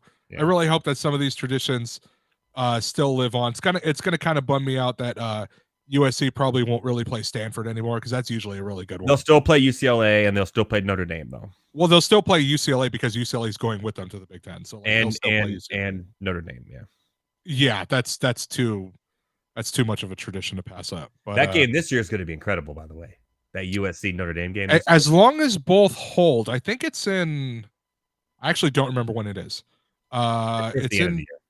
Yeah, I think it's usually in November. Yeah. But yeah, if they can both hold, that'll be a good one. I mean, you could have literal like playoff hopes on the line for that one. It'd be crazy. That should be pretty good. Any other upsets you have your eye on or anything? No, not really. I'm more focused on just the ranked games. Let me just double check the schedule real quick. What about the I think Florida State's playing Clemson this week too. Clemson sucks. Clemson's awful. Florida State. Well, Florida State does not look good the last 2 weeks after that big win against LSU. So. But it's Clemson. Dabo Swinney is the most overrated coach in college football. Like he sucks. It's between him and Brian Kelly. I do not like either one of those dudes. Oh wow. Okay. Yeah, no, Brian Kelly's stupid Southern accent. That dude sucks. Like I'm not big on either one of those teams. Looking at the schedule, no really big upset. Tennessee did not look good. They look terrible. That was just a bad game. I'm watching Jerome Ford just run for 70 yards for a touchdown right now to take the lead over the Steelers. Nice. Biggest waiver wire pickup ever this week. I'm gonna give you. I'm not gonna say it's an upset, but I'm not sure what the spread is on this game. But I'm going to give you a game to keep an eye on. That's going to be Baylor in Texas. That game is in Waco. So it's at game. Baylor. Mm-hmm. Yeah, Baylor can put up a fight. I think they just got off to a rough start, but they can put up a fight. They should have had a better chance against Utah. That was pass interference to end that game. Yeah, they probably should have beat Utah. They definitely I know they got stunned by Texas State, but Texas State, their head coach basically followed the Dion pattern and completely overhauled the roster and, use the transfer portal to his benefit. So I'll let that one slide. But yeah, I think Baylor, I don't know what the points are, but I think it ends up being kind of close. Oh, I'm looking for that right now, but I hate having to find college games on my system because it's so many of them and they're not alphabetized or by ranking. So. Not alphabetized or by ranking. Looking at ESPN, the line is Texas minus 15.5. Take Baylor in the points. I would do that. I am looking at the live line now, and yes, I would do that as well. That's exactly what it says here. I think Texas is a very good team, but I think Baylor will give them a good fight. And it's in Baylor, which is better. Yeah, it's in Waco. Yeah, Waco usually plays really well. I haven't got any because we're so early because it's Monday. I haven't got any public yet, so there hasn't been enough bets on that game yet for anyone to make a decision. But yeah, I would probably take Baylor and the points there as well. I kind of believe with you. And Texas got up to a slow start this last weekend as well. A little bit of a slow start. I mean, you're coming off that big win in Tuscaloosa, so I get it. But no, I would take Baylor in the 15.5 or 15. There you go. All right, we're line on most. We'll see how we do, everyone. By the way, these are early spreads. Things can change. We're trying to get them in on Monday. They can very much change, yes. Yeah, and see how we do, and we'll keep receipts to see how we did next week. And what say ye, Heavy T? Ooh, that's a good. Ooh, we should make that a segment. I like that name. What say ye, Heavy T? That's pretty good. I like that. Old English mixed with common hip. Yeah, we're gonna have to keep that. That's a good one. All right, I should make that a button. Yeah, we should. We'll figure out something. Our people will talk to some other people. We'll see what we can do. We'll get our people to talk. Yeah, our people will talk. All right, man. Looking at these NFL games, you have 5 here. Okay, we don't have to talk about them all because we're running out of time. I still have to do case the money's, and everyone wants to know what's going to go on for the eulogy for Better Boss as well. Oh, that's already done. Already written. Yeah, it's already written to go. Sorry. Pat Fryermuth is not scoring 14 points in the second half to take the lead. Like, that's not happening. He is not. It was a touchdown. However, it was not Ford. He was down at the 1-yard line.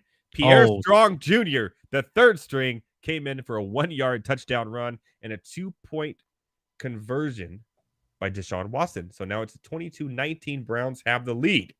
Thomas is sweating. Yeah, man. Steelers, this might be Mike Tomlin's first losing season. Might be. Well, they're off to a rough start. So it's got to happen sometime. It's got to happen. All right. Well, I'll pick and choose the games now between these 5, just to move things along here quickly. Obviously, the first one we're going to talk about is the one we talked about last week, the Green Bay Packers, who I'm high on. Great game against your Atlanta Falcons, a surprising 2-0 team. Well, for most people, probably not you. What are your thoughts on the game? What did you see that you liked? You were telling me earlier as we were doing the sound check that Ritter is that man, and I vomited in my mouth. So please explain.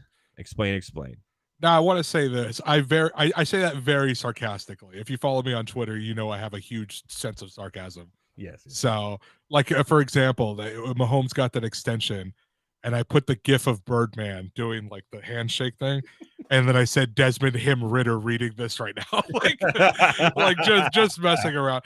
No, I mean, look, Ritter. The first quarter and a half, he did not look good.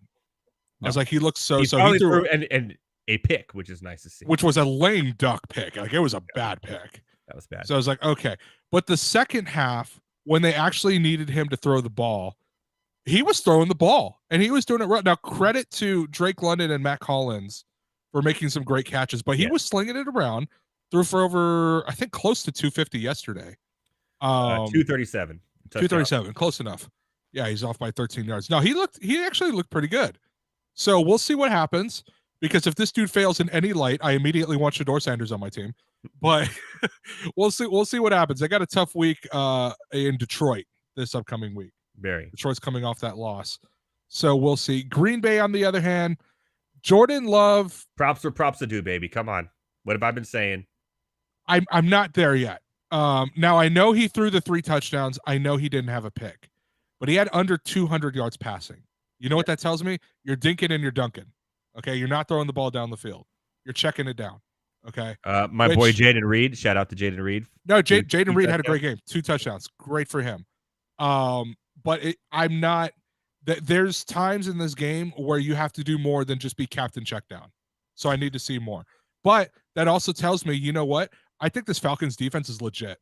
I think they're actually. Was going to give defense. You. That's what I was going to say. I think their defense is legit. They made the right moves in the offseason. They're playing like it. And again, everyone's been talking crap on this NFC South, but here we are with 2 2-0 teams. 3 2-0 teams. 3 2-0 teams, yeah. And one of them plays on Monday Night Football next week. That's the Bucks and the Eagles. I think that's where the Bucks probably lose. So we're going to have 2. But at the same time, that could be an upset because the Eagles haven't looked all that good. They've done enough to win games. And it came up today. I think it was Donovan McNabb or someone saying that Jalen Hurts told him that he's still playing at like 70 to 80% of his injury from last year to now. Wouldn't surprise me. A little intriguing there. It'd be like that sometimes. Be like that sometimes. Okay, I'm gonna be real with you. One of the games on the list, Chargers Titans. Brendan Staley and Matt Eberflus. One of those two dudes is going to be fired before the season's over. Yeah, well, which I think if it's Staley, I think that's a good thing. I don't think he's that good of a head coach. I would like to see what Kellen Moore can do, assuming that. I said on the show 3 weeks ago that Kellen Moore is going to be the head coach for the Chargers next year. Yeah, assuming that no other god tier option is available next year. Like if John Madden comes back from the dead, then okay, maybe I'll throw him in there. But yeah, no, it's Brandon Staley's not good. He's not a good coach. Let's leave it at that because a certain someone will make an appearance on Case of the Mondays in a little bit. I have a great joke. I have a great joke for the Chargers. So. The Titans are okay. I think people forget, like even though they're not good, they're still at least halfway decent because Vrabel can get every last drop out of his dudes. Yeah, dude milks him for all he's worth. Real quick, looking at the last two, Lions, Seahawks. What a game. That was a good high-scoring game. Can they play every week? That's so much fun. I know, for real. So can they play every week? And real quick, Jared Goff is a lot better than you people think. Oh, I've been saying it. Yeah, he's a damn good quarterback. Like damn good. He's letting it fly. He broke his streak, by the way. Speaking of Ritter, the longest streak active without throwing an interception in the NFL. Finally, he threw one against the Seahawks, but he had the longest, and I think he was like third longest ever behind Aaron Rodgers and Tom Brady. Yeah, I remember when the Lions got Goff in the Stafford trade, and everybody kind of joked, like, why would you want Goff? Goff is better than about half the quarterbacks in this league. Like, he's better than, I know this game isn't on the list, but I just wanted to pull up this Twitter stat anyway. He's better than Justin Fields. Justin Fields sucks. Yeah. Like, he is terrible. So I'll just say this tweet I saw earlier. It says the Bears have had Justin Fields start 27 total games so far in the NFL. Okay. They are 5-22 in those games. He has been sacked 101 times. Shit. Completion percentage is 59.8. He has 26 touchdowns to 24 picks. He has fumbled 31 times, lost 8 of those. He is averaging just 156.5 passing yards per game in his career. Now, this part is on the Bears. After rushing for over 1,000 yards last season, the Bears have had Fields carry the ball just a total of 13 times in the first 2 games. And 4 of them were actually plays that they drew out for him. Yeah. Part of it is Justin Fields is a bust. I'm sorry. I don't trust any quarterback coming out of Ohio State. I mean, he's good for fantasy purposes. I do like, I will say I really, really like CJ Stroud. He actually looked okay, but I keep in mind that they played Indianapolis, so we'll let that go. But the other part of this is that the Bears have to be one of the most inept franchises of any sport I've ever seen in my entire life. And they share the city with the White Sox, who are also inept. Like, that is how bad the Bears are. I just don't understand how you can go your entire existence and the quarterback that wins you a Super Bowl is Jim McMahon. You couldn't find anybody else. They don't have a good history with quarterbacks, but they let him be the quarterback for a long time too. Deshaun Watson and Patrick Mahomes right there. Mm-hmm. And you drafted Mitch Trubisky. They were right there. I there's a lot of pain in being a Falcons fan. The Bears are one of the teams I could argue they might have it worse, and they have a Super Bowl. And when the best quarterback in the past 50 years is Jay Cutler, you have a problem. That's so funny that you just said that. We were talking about Jay Cutler the other day, me and my friend, and I was like, yeah, he was on, because we were watching the Colorado Rockies game against the Giants, and it looked like he was behind the thing. I was, yeah, well, he played for Denver most of his career. We looked it up. Chicago let him be their starting quarterback way too long. Like, here's the thing, too, is that Jay Cutler wasn't bad. Like, he was erratic, He wasn't terrible though. Poor man's Brett Favre. I'm taking him over Justin Fields. I'm sorry. Yeah, I would. But Jay Cutler led that team to an NFC title game. Yeah. That they lost to Green Bay. But he's gotten farther than anybody else. You want to know who the other starting quarterback was for the Bears in the other Super Bowl appearance they made? It was Rex Grossman. What are we doing out here? It was Rex Grossman and Kyle Orton was the backup. That was a quarterback matchup between Rex Grossman and Peyton Manning. Well, That's an automatic loss right there. They had the best return man in the game, though. They had Devin Hester. Oh, Falcons legend, by the way. But Devin Hester, best return man ever. But we had the best defense. We had Brian Urlacher. You had Rex Grossman as your quarterback. Shut up. Like, I don't understand. And there's another team that does this, like the Lions too. But at least the Lions have Goff now, and Goff is actually good. But I don't understand how they also had Matthew Stafford for years. That's true. But I don't understand how, like, at the quarterback position specifically, you can be that bad and never. I don't think they've ever had a franchise quarterback. I'm old enough to remember that I had Deshaun. You can say Deshaun. He hasn't Baker proven it Mayfield yet. was a little bit, but I'm old enough to remember when Cade McNown was going to be a thing. I do remember that. My goodness. And then, dude, it got to the point where Falcons legend Chris Chandler is their quarterback. Oh, my God, dude. Like, I think you're right. You have me. Oh, man, dude. When Smokin' Jay is the best one, you got a problem, man. Is Smokin' Jay Cutler the best Bears quarterback of all time? He might be. You know what? I'm just going to do it real quick. Hold on. Give me 1 second. I got to know. We're going to Football Reference. We're going to look up the Chicago Bears because I need to know. That would be a surprising find for me on this show if he is, and we're missing somebody big. But I think you're right. I know they want to see all-time passing leader Jay Cutler. Oh my God! 23,443 He yards. is. Jay Cutler is the greatest Bears quarterback of all time. You want to talk about what was that stat that Justin Jefferson now has more career yards than any Bears wide receiver ever? Like, are you joking? He's only played like 4 years. How are you that bad? Bro, like, oh my God. Listen to the top 5. According to Football Reference, the top 5 greatest Bears quarterbacks of all time. Jay Cutler, number 1. I can't believe it. Sid Luckman, who last played in 1950, is number 2. Jim Harbaugh is number 3. Jim McMahon, the Super Bowl winner, is number 4, and he played there for 6 years. And Mitch Trubisky, no way, is number 5 on the list as terms of passing yards go. You want to know how much the difference is? Jay Cutler is number 1 with 23,443 yards. We'll skip Sid Luckman because, like I said, he last played in the 50s. The next closest dude is Jim Harbaugh with 10,000 less yards, 11,567. How can you be don't that feel bad for Browns fans anymore? I always think Browns for the worst quarterback franchise of all time. I'd change it by 2, Kevin T.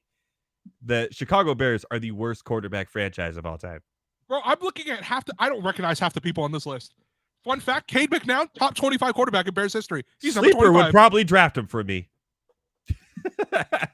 I mean, dude, like, I don't understand. How is Rex Grossman, your other Super Bowl starter, is in the top 15 greatest quarterbacks in Bears history with 6,164 yards? They've had a good running back. They've had God rest Walter Payton's soul. Oh my goodness! Like, I just, I'm ready for the eulogy whenever you are. I'm so upset right now. Okay, well, I'm so upset. Mondays first, but I think Heavy T is a case on the Mondays. That was What Say Ye, Heavy T. That was this week's edition of What Say Ye, Heavy T. This list made me physically ill. Okay, like, my goodness. I'm surprised. You actually blew my mind a little bit with that. So I'm with you. I apologize because I was not planning on going on a Bears rant, but, like, of all things. Well, my goodness. At least, I think I just made some great, like, timeout content for the show. Oh, that's definitely going to become a timeout for sure. Yeah, I'm gonna send that to the people that be. And I can't believe how surprised I am and how bad they've been. It's like you always think of like this great historic franchise, Mike Ditka, and then you go back and look at it. It's just been trash at the offensive position. Besides Peyton, it's for the whole awful. forever. So I thought the Browns.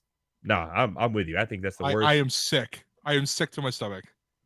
Well, you know who else is sick to their stomach right now? Zach Wilson. Whew. Zach Wilson. All week we heard, well, Aaron Rodgers been teaching him, we're going to be fine. He's our guy. Well, guess what? He ain't that man. He ain't Desmond Ridder. It's funny because I saw Zach Wilson and the first thing I thought of was the video of that guy saying, "You're not that guy, pal. Trust me, you're not that guy." Yeah. That's the first thing I thought of. They should be calling up every single team in the NFL for their backups. Like, honestly, I don't know why you don't call up Atlanta and be like, "What do you want for Taylor Heineke?" That would not be a bad replacement. That would not. I would do that over Zach Wilson. I mean, there's a lot of people you can say that. Marcus Mariota may be a better player. Okay, let's calm down. Let's not get ahead of ourselves. Let's calm down. 12 for 27, 3 interceptions, and 3 sacks. Just looked terrible. I know Garrett Wilson went out for a while, but still, he looks just overwhelmed. He still looks the same. Deer in the headlights. He came in there thinking this is a time to shine. Aaron Rodgers is my team. We're gonna go. All the hype, everything. No one's gonna be talking about the New York Jets the rest of the season. You know why? Because Zach Wilson, guess what? He has. Sounds like somebody's got a case of the moon right. You like that? You like that? Pretty good. You like that, Kirk Cousins? I'm gonna save this one for last. This is a really fun one. Josh Jacobs. Holdout. Finally coming with the team. Here he comes. The Raiders off to a 1-0 start. He only had 48 yards, I think, on week 1. So not great, but, he's been held out. Here we go. The offensive line for the Raiders. The Bills dismantled them completely. Josh Jacobs holding out all this. I was the rushing title leader last year. I'm back. Let's go. 9 carries, -2 yards against the Bears, which took his total of 48 yards down for the season down to 46. I'm sorry, Josh Jacobs owners. The Raiders are going to Raider. By the way, that stuff with Chandler's, like Jones, and that's some crazy stuff going on that we could probably talk about next week because I'm sure more of it's going to come out in the next week, and I will when it does. There's some craziness going on there. We'll talk about that. But the Raiders... It's funny because we say that's crazy. If you're a Raiders fan, that's a Tuesday. Yeah. It's typical. Yeah. And I'm sure more is going to come out later. I was going to talk about it tonight, but I decided to wait a week because I think more is going to come out here soon. So I'm going to wait on that. It'll be in the rant lines next week. I promise you on that because there's some crazy stuff going on there. Even crazier than Henry Ruggs. But give it a goog after the show if you want to know more. Josh Jacobs, the Raiders. Guess what? Welcome back. Sounds like somebody's got a case of the Mondays. 2 in a row. That's right. I'll make it short because we talked about it earlier.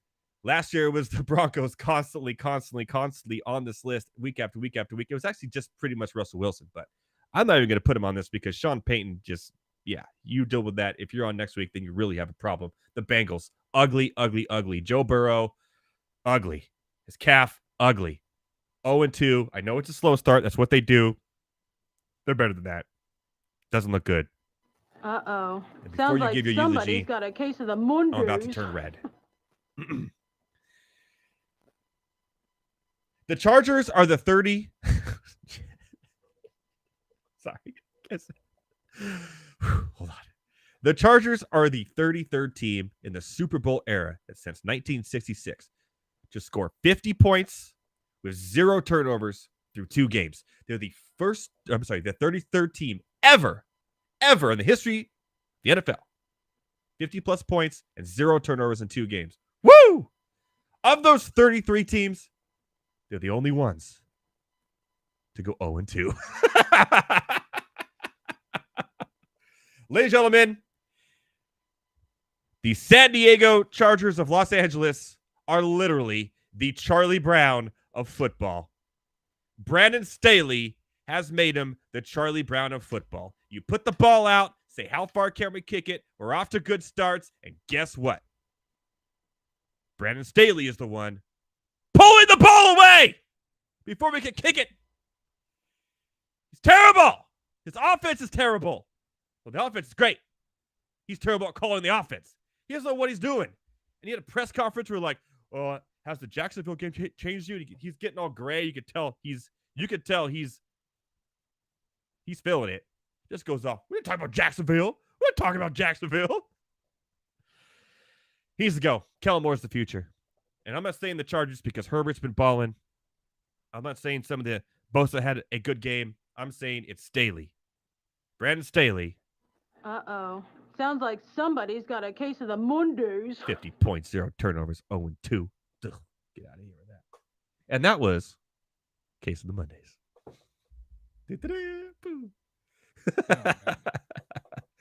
All right. Is it time?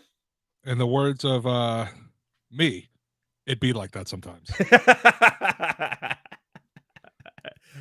Yeah, I saved Staley for last. I had to, yeah. As you should. Thoughts and prayers. Thoughts and prayers. But you like the Charlie Brown of football, but it's Staley the one pulling the ball out. You like that? Totally. That's totally. good, huh? He is the Lucy. The Lucy. Brandon Staley is the Lucy. Yeah, there you go. All All right. You want to say you want to bid farewell to one more fellow ranter in the Guillotine League? We got 2 minutes left, and it is time. All right, Heavy T, it's time for your eulogy. Take it away. Now, I think we can confirm this because Pat Freiermuth, like I said, is not scoring 14 points in the next 16 minutes. It's not going to happen, though. It's gonna, So, I will go ahead on the record and say it is confirmed. Without further ado, we are gathered here this evening to lay rest to the team known as Better Boss. We say goodbye to lovable players such as Boston, I don't live in Massachusetts, Scott. Traylon, the other Titans receiver, Burks, and Bustin Fields, because he is a bust. We give our condolences to the amazing, outstanding, and life-changing bench of Kenny Smallhands Pickett. Kenneth gained no yards this week well. And the outstanding duo of Antonio Gibson and Curtis Samuel. May we all throw our left hands up for you because you are actual commanders. Lastly, we say our thoughts and prayers to the one good player on this team, Deebo Samuel. May you command all our fab money in this week's upcoming waiver wire. Amen. Amen. Amen. Now there is one little note. In all seriousness, prayers up to Nick Chubb, who was also on this team. That's where I thought you were going. You turned me for a loop. No, not doing that. I'm trying to see the light of heaven at some point in my life. Okay, like I'm not trying to do that. So, prayers up to Nick Chubb. Hope you get a speedy recovery, my guy. Same here, man. Like I said, he's a great dude. I've always liked him, and I have him on 2 teams, so I got to worry about that too. I'm gonna be spending some money on Jerome Ford here. It looks like, but he's the man to own, Jerome Ford. I'm telling you right now, he's looked good since coming in. So, all right, man, take us out. Okay. All right, everyone. Thanks for joining tonight on another injury-filled night here on Monday Night Rants. That's 3 Monday nights in a row in the NFL. We've had big injuries. Hopefully, we break that streak next week. If we don't have any, I'm sorry for that. It's like the Madden curse of everything.